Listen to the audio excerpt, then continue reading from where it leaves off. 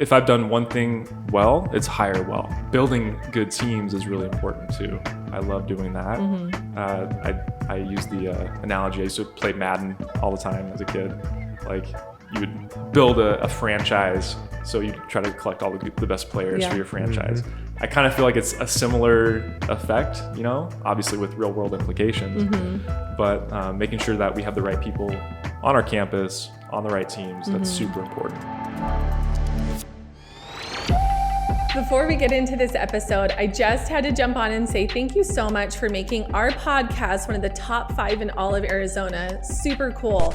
And if you enjoy this podcast, please make sure you like and subscribe so you can stay up to date with all of our future episodes. And you can find us on all podcast platforms. Thanks for watching. This is The Real Deal, where real estate meets real life. Whether you're a seasoned real estate expert, a first-time home buyer, or if you're simply passionate about hearing small business stories, this is the podcast for you. Join us as we dive deep into the world of real estate and beyond. Well, welcome to episode 34 of The Real Deal, where real estate meets real life. I am your host, Janine Igliani, with my co-host, Ryan Hatcher. What's up, guys? And our guest today is Principal Mr. Jeff Beickel of Bridges Elementary. Thanks for having me. Yeah, we're excited to have you. Ryan Yes, speaks very highly of you because Ryan's kids have attended and still attend Bridges Elementary. And then we've known each other just in kind of community circles and things like that. So thanks for being here. Yeah, I appreciate it. Yeah, I would have to say that you are probably the most fun principal that I've ever seen. Like, this guy is always up for... Wait, did you ever have to shave your head? No. Luckily, no. Okay. So we had a fun run this year, and we raised an amazing amount of money, $67,000 or something like that. So you were $3,000 off? So during the fun run, I can't remember who it was, but they were like, let's shave. I think it was Coach Ross, actually. Coach Ross. Yeah. We're gonna shave your let's heads. shave our heads if we hit 70 or 75. Oh my gosh. So I was like, okay, just in the moment, I was like, all right, let's do it. And so luckily we didn't hit that number, because when I got home, we were actually driving to Flagstaff, I believe, that night. And I told my wife, and she was livid. Oh, how funny. Yeah. She was like, please, I hope you don't raise that money. That's funny. I would be the same way. Like, it'd be hard, but it'd grow back. Yeah, exactly. Right. Well, that's guys where I'm are at you can't ask a girl that for sure, impossible. but guys, that's like, but give it a couple weeks and you're back to normal. Exactly. I've been turned into a human Sunday. I've been duct taped to the wall. Yeah, I ran the fun run in a Captain America suit, which love it. served as a sweatsuit. It was disgusting. Yeah. And he even busted out a dunk for one of the videos, too. I did. Former basketball player, so That's cool. Yeah, well, still so got it. along those lines, tell us about yourself and how you got into education and why education, all of that. Sure. So I kind of stumbled upon it. So I grew up playing sports. That was my jam. Basketball was my love. I grew up in a suburb of Portland, Oregon, Tualatin, Oregon. Very similar to Gilbert in terms of the feel, the competitive nature of the kids out there. I feel like Gilbert is just booming with talent, and Tualatin was very similar. So. And basketball was the sport out there, because all we have from a professional sports standpoint are the Blazers. So it's a town that just loves the Trailblazers. So that's cool. I grew up playing, really, I think back to like first grade, second grade, like that was my love. And I was going to the NBA like everybody else. Brian, I'm sure you were too at that point in your life. So I grew up playing basketball, moved to Lake Havasu City, of all places, when I was in middle school, 6th grade. And I again, continued with sports, football, basketball, track. Ended up graduating from Lake Havasu High School, and I'm not going to say the year, actually. We'll keep my age under wraps. But ended up graduating from Lake Havasu High School, played football in college. So that was kind of a weird thing. But wow. I grew up playing basketball, ran track as a junior for the first time. Couldn't find an event. I stumbled upon high jump, and I ended up placing 4th in state. I jumped 6'4" for that. Wow. So I was like, okay, that's great. Super fun. New experience. Yeah. And then I the track coach was also the football coach. He's like, hey, Jeff, you gotta come out and try football. I love it. And so my senior year, I played football. You played 1 year. 1 year. Wow. 1 year. And I did well. I mean, I was literally just a basketball player out there. Like Yeah. I was raw. I didn't have any true football talent, but it translated nicely. But you were an athlete. I was an athlete. Yeah. Yeah. So I broke my school record for receptions and yards that Wow. year. Holy cow. It was crazy. Yeah. Dang. That's cool. It's been broken since they brought in another coach that loved to air it out. So so those records no longer stand. But I ended up being a first team all region kick returner and receiver. That's And really it was cool. kind of the new thing. So I ran with that in terms of college. I probably could have played JUCO basketball, Yeah. but the football element was kind of the shiny new thing. Yeah. Plus, I was doing the math and being 6'2". Yeah. From the basketball perspective, it Right. didn't really translate to a lot of roster spots Yeah. from a basketball perspective at the college level. Yeah. So being a 6'2" wide receiver, though, you're now on the upper echelon in terms of height. So I ran in that direction. I played at Glendale Community College, which we were a top 10 JUCO program. Attracted a lot of talent, a lot of guys that should have gone D1 or didn't have the grades or what have you. And there I was, just a raw basketball player out there trying to make it. And so I... Can we say something Yeah, about yeah. that though really quick? Because I think so many, at least I know I've had this conversation with my daughters. They think, oh, I have a sport, I'm going to stick with it. But there's so much value in like playing other yeah. sports. Oh my gosh. Yeah. Right. And how those skills can like translate and help you and not to be afraid to try new things, try Yeah. new sports. Yeah. Right. Well, burnout's a real thing too. It is. Yeah. Yeah. Totally. And repetitive motion injuries. Right. and, yeah. Right. So And I think I was at the point where I was burning out on the basketball. Really? And yeah, totally. I would shoot for an hour a day, like literally Yeah. going back to like third grade. So I was just all in, and that was my sport. And yeah, by the time I got to be a senior, I was like, okay, I'm kind of ready for something new. But going back to your point about mixing it up and having a variety of sports to play, I think that's super important. I think, and everybody has their own take on this, but kids specialize so early. Yeah. Especially in this area, you have so many opportunities to specialize, right? You have all these club teams you can play for to where you can play year round. yeah. I was fortunate from the standpoint of I was in a smaller town to where we didn't really could have play, access to the right. clubs. So, it was either play pickup ball in the off season or try something new. Yeah. And I would never give up the memories I created with those other sports that I got to play, Yeah. the teammates that I got to meet.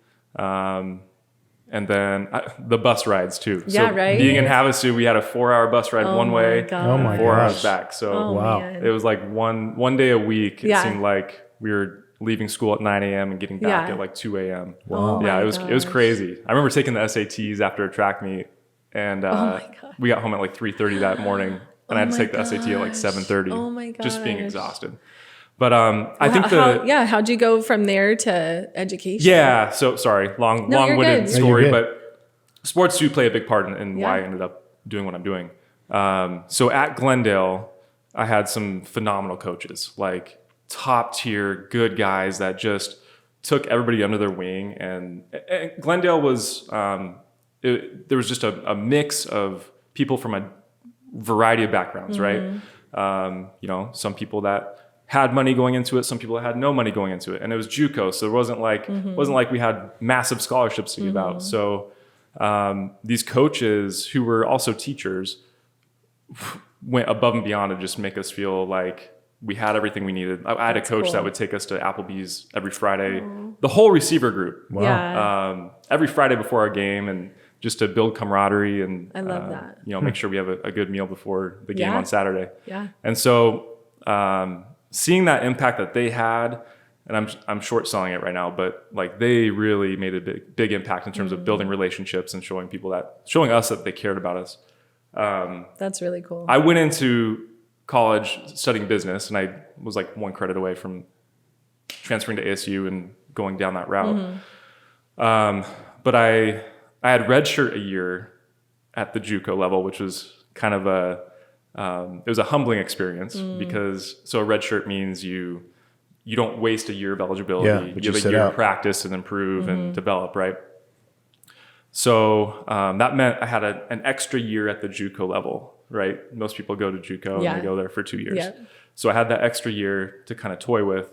from a credit perspective and what I was going to study. And so I redshirt that year. I played about half of my freshman year, and the third year I broke my ankle in our first game. And so by that time I kind of realized I don't love the business route. I mean, I picked up some great elements that I think I probably apply now. Yeah. But I wanted to make an impact on my future students and athletes. And so I thought I was going to be a coach, like a varsity coach. Like that sounds like a great job idea. I love sports.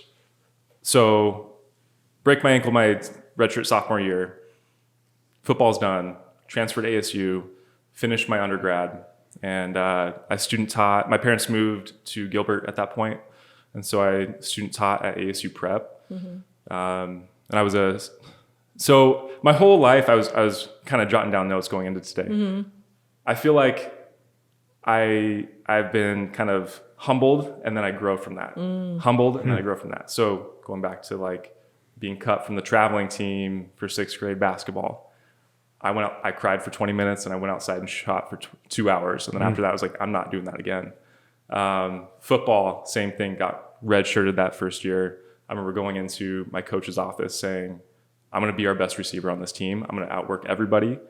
Watch. And they laughed at me. And so I went into their office every single day, my freshman year, sophomore year, and watched film. Because I was just trying to learn the game, develop, grow. And I was grinding in the weight room, and everything I could do, I was putting into it. So the reason I go into those experiences, I overcame just kind of being shot down, like feeling I'm failing, right? Telling myself I'm not going to let that happen again. So my first internship experience as a teacher, I had a really rough mentor. It wasn't an ideal situation, but she had put in my evaluation, so I'm a junior in college at this point, like basically debatable on whether or not he should continue in the program. Oh, I'm going, what? Right? Like, you're kidding me. And I didn't discover we need to that send note, her this actually. podcast. Yeah, I know. I didn't discover that note actually until I was a senior. Wow. The kind of the beginning of my senior year, I was student teaching at that time. And it was humbling, like, wow, I can't believe somebody would say that about me. I kicked it on. And I ended up being an ASU Student Teacher of the Year nominee. So Amazing. I feel like that cycle just kept continuing. Some people, and this is like, for example, my husband and I'm super motivated by someone telling me like, you're great, you're going to do amazing. Then I like rise to that. Yeah. My husband's the opposite. And I think he's like you, where it's almost like you tell him you can't do it. Oh yeah. He's going to like show you how he can do it. Yes. And he's going to like crush it. Yes. And that's what I hear, right? No doubt. Yeah. And I feel like nothing's given. What I've learned from that is you can't assume that something's just going to be given to you. Yeah. You have to go in and assume there's other people that are going to outwork you and outgrind, what you're doing on your end. Or more talented. And so I've always had that mindset now as a professional. So I started teaching 8th grade math, algebra 1, geometry right away after graduating college. I kicked off. So I was also coaching at that time. I was coaching football, basketball, and track at Higley High. And nice. Yeah. So my initial thought process was I'm going to be a coach, right? I want to be a varsity coach, and that's what my end goal is. But I quickly realized that the academic side of things it allowed me to fulfill my competitive itch, so to speak. And I felt like my impact was far greater. Yeah. Not to downplay being a coach. I mean, there's for sure. That's such a lucrative, great thing to do. But I felt like as a first year teacher, I had kind of a choice to make, and I went in the admin route. So I started my master's right away. So as a first year teacher, which is a grind to begin with, I'm sure started my master's, and I was coaching 3 sports. So it was just a whirlwind of a couple years. And you weren't married yet? No, but I had met my wife that first year. Okay. So and she was a great support in that whole process. So fast forward to Sossaman Middle School opened up. I ended up teaching over there for 2 years, finished my master's, interned over there for the principalship. So I'm a 3rd year teacher trying to get into this admin realm. And, I was throwing my name in the hat, to see if anybody would bite. Yeah. So I got 3 interviews that year to be an AP at some of the elementary schools in the area. Didn't get a single one. There's my there's my humbling moment. Yep. Now I'm gonna grind and like accelerate, right? Yep. So Can we just pause on that though? Because I love that so much, and that and again, it goes back to Ray's story, but you didn't take those no's as like, no, this isn't what I'm supposed to do. Right. You felt passionate. You had that desire, and you're like, no, I'm going to get better. Yeah. Right. I'm going to work on my skills, improve, and I'm going to keep going. Yep. So I believe that I'm supposed to do this. Yes. And so that's such a lesson for so many, and maybe students that are listening, like to not take the no as a no, this isn't meant for you. It's just not right now. Yeah. Right. Right? Exactly. And most people wouldn't even have pursued it 3 years into it anyway. You know? Right. So, I mean, I was already like ahead of the game from that standpoint. yeah. I mean, looking back, I was so green. I shouldn't have gotten those jobs. It's a good thing I didn't. Yeah. Yeah. Right. Yeah. And that's like that's such a place of maturity to be like, that actually worked out to my benefit. Totally. Right. I needed that time to grow, to develop my skills, whatever. Yeah. I'll say this. In my previous career, I was in interviews as on the panel. Yeah. And I mean, hundreds and hundreds. And I found that so many times, I mean, almost every time, that somebody that was really talented that got the interview but didn't get the job, it's because there was something better for them coming up that they didn't know about. Sure. And had they quit or not pursued that further, they wouldn't have gotten there. Yeah. So it was a great lesson. Absolutely. Yeah. Yeah. So I didn't get those 3 gigs. So I was back to the drawing board. We were actually traveling to Europe that summer, and we were a week away from the trip, and Sherry Richards called me, the principal at Power Ranch at the time, and she's like, hey, we have this math coach opening. And I taught math, like I said. My test scores were some of the highest in the district. Nice. And I felt like the teaching side of things came really naturally to me. I felt like I was able to quickly catch on to effective best practices and implement them. And I was relational based in terms of how I approach things too. And so I was able to make an impact as a teacher. And I felt like, maybe this math coach position would be that perfect next step. So I go in, interview, and it just felt so right. I love that. So yeah, I was a math coach at Power for a year. During that year, Bridges was in the process of opening up. And so Sherry ended up getting the Bridges principal job. And so she was pulled a lot that year to go help get that process started, to open up a school of that caliber is intense, right? Yeah. There's a lot that goes into it. And so as a 4th year educator, I kind of took the role of the AP, so to speak. So I was getting my feet wet Nice. big time at Power Ranch that Nice. year, along with being the math coach. So I was able to, do the discipline and all the like nuts and bolts of what would go into being an assistant principal. And so when the AP job opened up at Bridges, this was spring of the year before Bridges opened, I applied for it. And I think it was definitely an advantage that Sherry knew my skill set, and she could see me in action, working with teachers now as a coach, working with the kids as an administrator. And so she took a chance on me, being a 5th year educator now, I got the AP job. And so that was a great experience opening the school. And then later that year, or after our first year at Bridges, were you guys there the first year? We were. Okay. So we've known each other for a long time We now. met, I think, that year you were coaching or the math coach. Oh, okay. Because yeah. that was I think our first year here, and our kids were at Power Ranch. Gotcha. Older too. Yeah. Yes. So Sherry got bumped up to be the executive director of elementary education at the district. And at that point, I remember the associate superintendent coming into my office, Dr. Schillingberg at the time. And I was like 26 or 27. And he goes, we're going to move Sherry to the district, and we want you to be the principal. I was like, what? Yeah. You're the right guy? Are you sure you want to take Right. that chance? And they're like, no, you're the person That's cool. that we want in this role. And so I think having gone through those experiences leading up into that moment, I knew I had to kick it into overdrive and accelerate the learning curve and then some. So I was reading books galore, like What types of books? What subjects? Business books, primarily. I mean, of course, some education books, but like Simon Sinek, Start With Why. Love that one. Yeah. Dan Pink. Dan Pink has a book on motivation. I'm blanking on the exact title, but all kinds. Man's Search for Meaning. Yeah. That's a good one. Yeah. What's your favorite? Gosh, Most impactful? that's a really good question. I'll tell you mine. Yeah. It kind of put me on a path of reading and wanting to absorb as much as it was Rich Dad Poor Dad. It was what? Rich Dad Poor Dad. Robert I love that Kiyosaki. book too. That was Yes. the one that triggered something. Yes. Now, many good books out there, but that was the one for me. So I don't know. Do you have one? Of course. is Yeah. I mean, well, just what we were talking about yesterday, we like to read a book in our, as a team Yeah. and we discuss it. And he was referencing several books and I'm like, I've literally read all of those. So it's,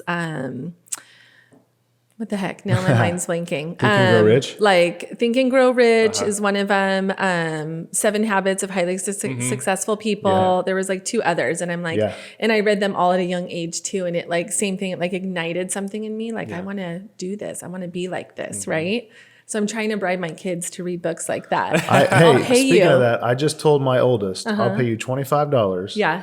if you give me a book report on Atomic Habits That's what Elise is reading right now. and The Slight Edge, which is what we're reading. Yes, right? So, That's yeah. awesome. Have you You're read having that to book? read that. No. Okay, I had a good. teacher recommend Atomic Habits. Well, good. So I have it on my shelf. You're going to get one. Oh, sweet. Okay, cool. perfect. I'll take it. Even my 11-year-old has been reading Atomic Habits, which I so love. But yeah.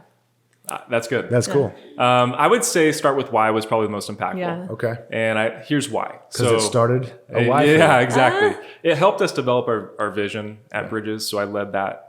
We opened up as a STEAM school, a PBL school, but I felt like we didn't have a definition for what we're all about. And so I let that book kind of drive the creation of our vision statement. That you all, as a faculty, created? Yeah, so That's everybody cool. gave input, and then from there, I kind of wordsmithed it to kind of fit our needs. Today, I'd probably use ChatGPT. Yeah, do that right. process, but no, it was really nice from that standpoint.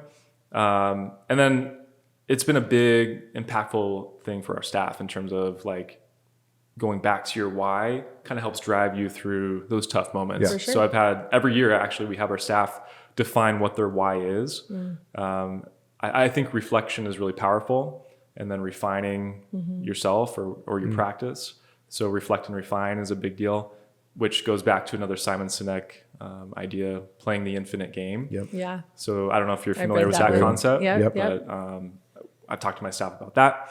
So start with why, play the infinite game. Those are 2 of our biggest like basic mantras on our staff, because I feel like my job as the leader is to help them define their mindsets or get their mindsets right in terms of making sure they're giving their best day in and day out for our kids, and feeling motivated to do so. So that's where the Dan Pink comes in.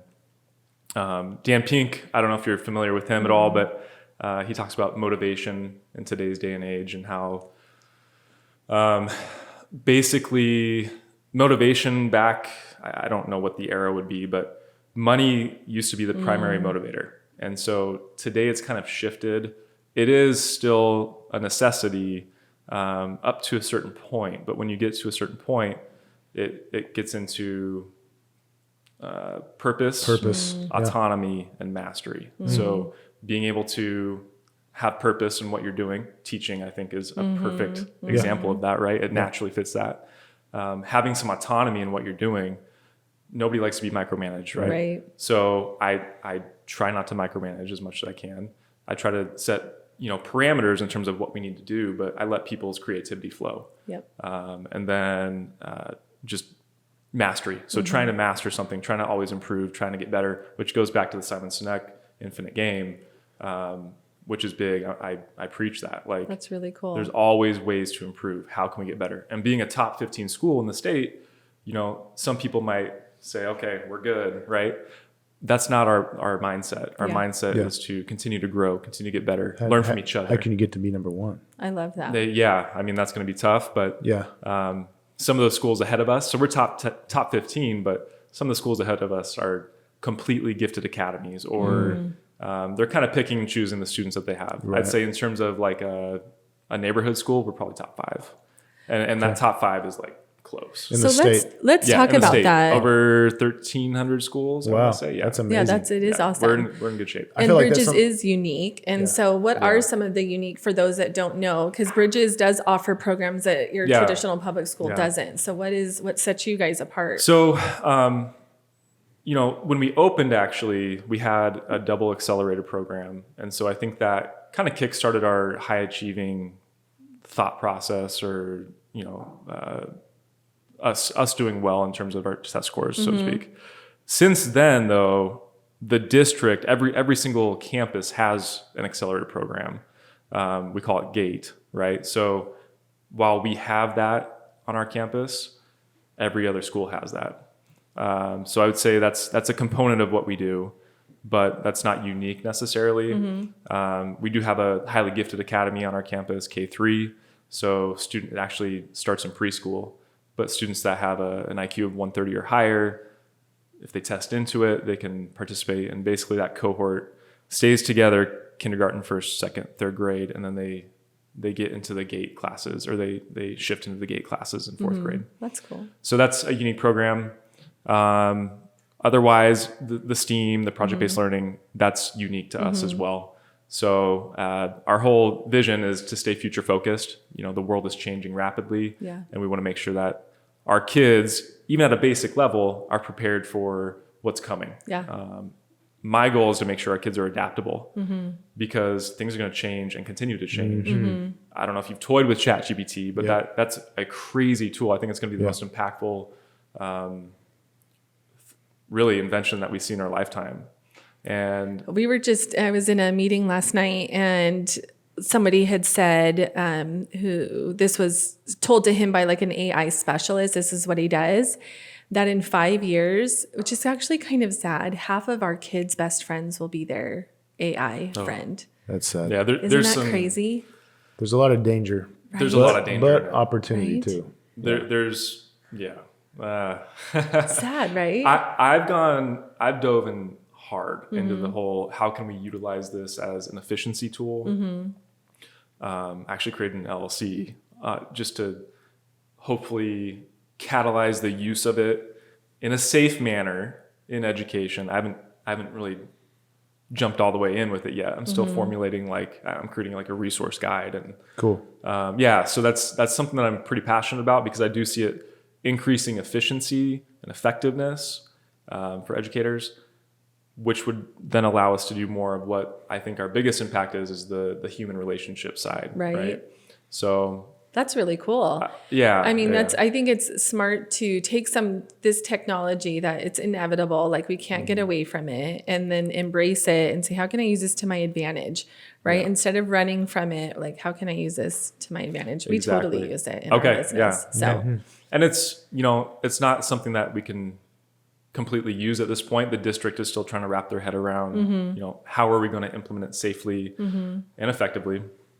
So I haven't really jumped in with my staff, but I'm definitely working on, developing it, at least as a side hustle, so to speak, for me. But I see that, again, kind of furthering my impact, which is my driving force. Is I feel like as a teacher, I could impact my 130, 150 kids. Now I'm impacting my teachers that are impacting their kids. So we have 800-ish kids. With this, it could be, who knows? Millions. One thing I think is really cool, sorry, Ryan, is just that you're a male in the education space. It's rare, right? It's not as common. And I love that as a mother of a son, like having those examples to look up to. I think that is so important. You don't see that as often. And I love that you're doing that. Well, thank you. Yeah. I don't think about that often, but it is unique. It is. For sure. And it's just a different perspective. And I think it gives young men something to look up to in terms of like what they could do and achieve. And I love that. We had the privilege of interviewing Rachel from Centennial, Miss Broadley, and it's just cool because I feel so proud that we live in this area. We have amazing schools, right? You guys are, from what I know, very collaborative and like work together. It's awesome. I love that. We have a great district. Yeah. And it starts at the top. I think Sherry did a really good job. Yeah. I know she's retiring at the end of the year, but she set the tone in terms of being relational and continuing to make sure that we are a collaborative group. Because I think that oftentimes the answer is in the room, right? Like we can work together and work through problems and solve things together. COVID was a prime example of that. I mean, we were scrambling to figure out, okay, what's our game plan? How are we going to navigate this crisis and get everybody back and make sure that people feel comfortable being back, and that was just a wild time. Right. But I think that actually solidified things as a district in terms of building relationships and us being closer. And, it was tough. Yeah. It was a really tough time. I don't want to resonate on that time period because I know it's traumatic for everyone. Right.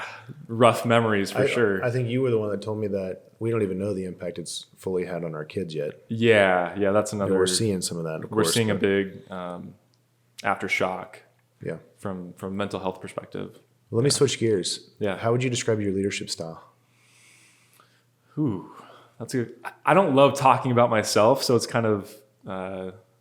Well, I feel like you kind of told us. Yeah, I mean, just with your background. Yeah. I mean, you seem like you would be a coach, like a good coach. Yeah, I would say in that leadership role. I would say that's probably where I'm at. I love collaborating. I would say I'm relational for sure. I have high expectations, and I've defined those expectations for our staff. It sounds I'm like very intentional. I would say there's no variable that I haven't tried to improve upon or look at and see how we can't tweak or what have you. So I guess I'm kind of a hybrid. I'm not completely on the just data driven and I guess cold and dry side, so to speak, but I'm not completely just relational, and it's not like do whatever you want. Right. You know what I mean? I'm kind of in the middle. So if that's Yeah. Well, and I heard you say what I think is like personal development, like you encourage personal development Totally. of your teachers and staff and pouring into them, because if they're better, then they're going to show up better for their students. Yeah. That's so cool. It's so important that people feel fulfilled in the direction that they want to go. And I if I've done one thing well, it's hire well. And we're not perfect, but I feel like I'm able to determine, good individuals that are smart, that are driven, and even if they don't come in with all the best practices or all the skills, we can teach that to somebody that has a growth mindset. And I think our staff has a really good growth mindset collectively. They're fun to work with, and so building good teams is really important too. I love doing that. I use the analogy. I used to play Madden all the time as a kid.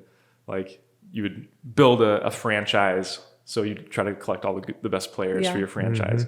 I kind of feel like it's a similar effect, obviously with real world implications, but making sure that we have the right people on our campus, on the right teams, that's super important. Yeah. So that's another fun aspect. And I love it. Going back to your point about making sure that people are growing in the way that they want to. We gave out a staff survey last year, and one of my questions was, and it was a vulnerable moment for me, because one of the questions was, how can we improve? What can I do better? And I think some people were hesitant to answer that, but I really wanted the feedback. Like, I have an idea maybe, but like, I want it from your perspective, from your eyes. How can I get better as a leader?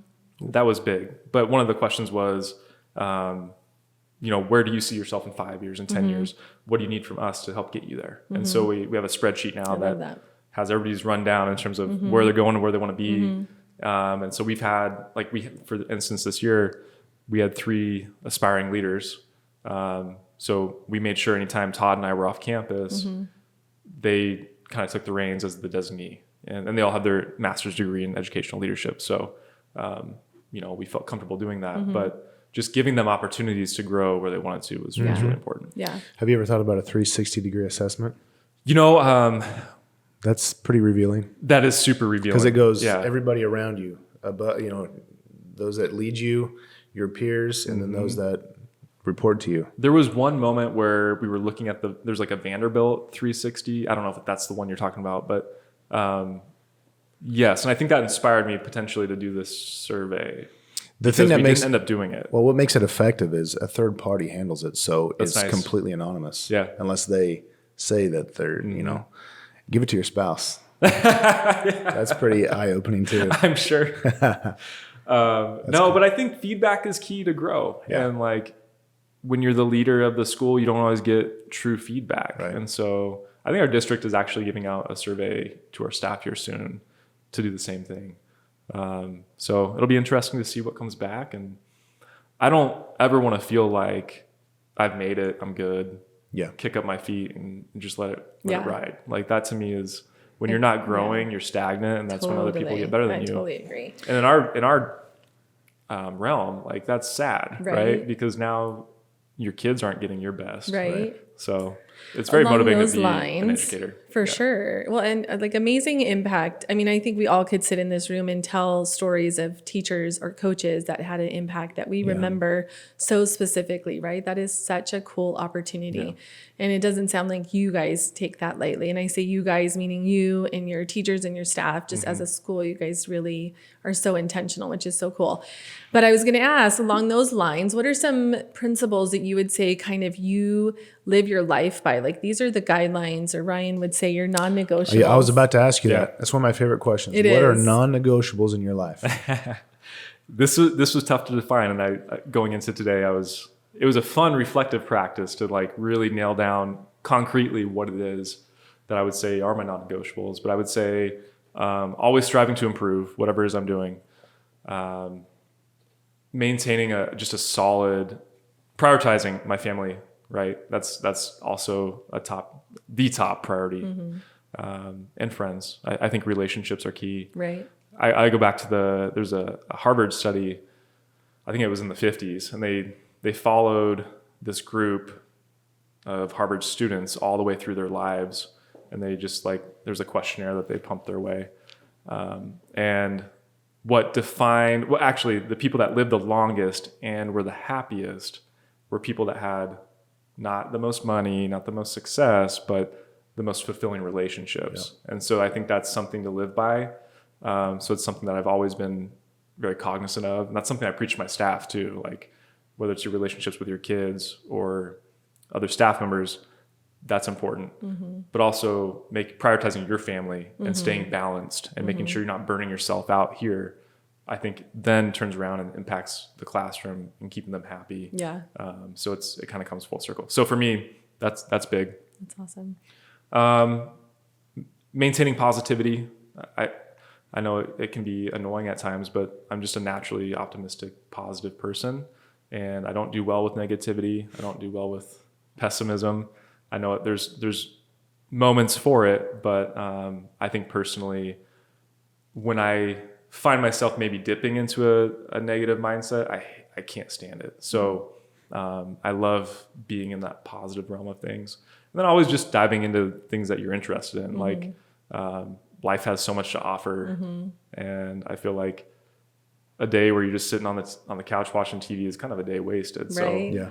I'm wired in a way, it's a blessing and a curse, but like I'm always diving into something new and exciting and Hustling. Yeah, for sure. That's awesome. Thanks. Well, anything that we didn't ask you that we should have or that you want to share before No. we have a speed round we like to do at the end. Oh so. gosh. Yeah, no, I'm good. I You're feel like good? we touched on a lot. Yeah. Okay. So speed round. So favorite food. Oh gosh, pizza. Oh, I love pizza. The most common answer. Hold on. Where is your favorite pizza? We love Vero. Okay. Vero is our go-to. Okay. Okay. Yeah. I've never been there. Oh my gosh. Wow. Yeah, you're not living. Well, I love Grimaldi's. Really? Grimaldi's Yeah. is good. We Really? like Grimaldi's. Okay. Vero's definitely a different feel. Okay. What kind? I don't even know this place. So what kind of pizza It's is like it? a deep dish, just Oh, Chicago okay. style. Okay. Okay. Oh, you need to have that tonight. Okay. It's that not even a good? question. Oh, I love it. Yeah, Okay. no Buffalo Wild Wings for Okay. you. Okay. Skip that. They don't have as many TVs though, Ah, so dang that's it. your Okay. disadvantage there. That's awesome. Okay. Favorite drink? Oh, gosh. I mean, I'm a big coffee fan. Are you? Yeah. Well, hence the Starbucks. Yeah, I'm not a big soda guy. I'm not really fun in that department. So, That's all right. Yeah, Gatorade. Is Okay. always Yeah. great. Yeah. Favorite color? Blue. Okay. Favorite book? We kind of touched Kind of on hit on it. that. Yeah. I haven't read for pleasure in so long. I Yeah. need to get back to that. I would say. I don't either. I never do. It's weird. Yeah. Like I used to love it. I used to ditch my friends for Harry Potter. Oh Like when my it would come out. gosh. Wow. Yeah, I yeah. love So I'd I say love to read. going back to like my roots, Harry Potter. But Okay. now I kind of answered it earlier. Okay. I love it. Favorite podcast? Of course, this one. Come Woo! on. Not even a question. No, just kidding. Okay, besides us. Oh gosh, I keep it light. you? Probably fantasy football Okay. type things. Okay. Yeah, every now and then. Okay. Yeah, nothing. Well, I actually, I was really into the Bigger Pockets podcast for a while. Yeah. Hey. That's one of our Not that favorites. I Yep. started investing personally, Yeah. but there was a moment where I was really interested. When the time is right, you know where to go. That's right. But I was really interested in like getting my license and, Yeah. there's only so There's much still time in the day. Yeah. Well, But, there's uh, still And time. you don't even need to have it to invest. Yeah, that's true. That's the true. beauty of it. Yeah, right. You just rely on somebody like us to. Right. That's help you with right. I'll keep that in mind. Okay, last but not least, favorite vacation. Ooh. Our Europe trip was by far my favorite. We've been to Hawaii a few times. That was great. Where in Europe? So my wife had an exchange student growing up from Germany. And so her name's Tina. So we went out to Germany for her wedding, which was just the best experience ever. I think That's cool. traveling is better when you can be immersed in the culture. And, Yeah. they really took us in and like we got to feel it. And so my wife's family also is from Holland. Oh, cool. And so we were able to see some of her distant cousins. That's cool. That's Went to neat. their house in Belgium. So that was just really neat, very eye-opening. Different culture, different Yeah, I lifestyle bet. for sure over there. I remember going through their house, and it was like probably a 200-year-old house, and it was it was like built onto and then built onto and then built onto to where like there were moments where to get to the kitchen you had to duck your head Oh, how through funny. like Man. this, Yep. and then go through like this little doorway and They're a lot smaller. just Totally so different, different right? than Totally what we see out different. here, right? Yeah. So that was a cool, like we were there for a week and then we flew to Rome, did our Rome thing for a couple of Amazing. days. That was unreal. Like Yeah. the I history bet. that was just Oh yeah. immersed into the city. And we walked, I think 20 miles in one day, Wow. just trying to see everything. Yeah. Right. And we cruised out of Rome and hit other parts of Italy, France, and then Spain. That's a trip. It was there. a great trip. That It sounds was amazing. absolutely amazing. Yeah. I love it. Yeah. I always get inspired when we ask this question. I'm like, I need to do that. I know. need to go Well, there. It's tough when we don't have summers Right, off too. right. That's Not that true. you do completely, but I'm sure you guys are busy during the summer. Yeah. That's probably your season. All the right? time, yeah. Well, thanks for great. sharing all of that with us. Absolutely. And thanks for what you do Thank and you. for yes. just really caring and pouring into not only your teachers and staff, but students. So Absolutely. we appreciate you. I appreciate I'm it. kind of glad my kids don't know you super duper well because that means they were probably in trouble. But, no, we appreciate Your kids are amazing. Well, we appreciate all you do, and Thank you. We love Bridges Elementary. For sure. I'd love to hear that. Yeah. Thank you guys. Thank you. Thanks for listening to The Real Deal, where real estate meets real life. Make sure to follow or subscribe to the Home Selling Team on YouTube, Instagram, and Spotify to stay up to date with our podcast.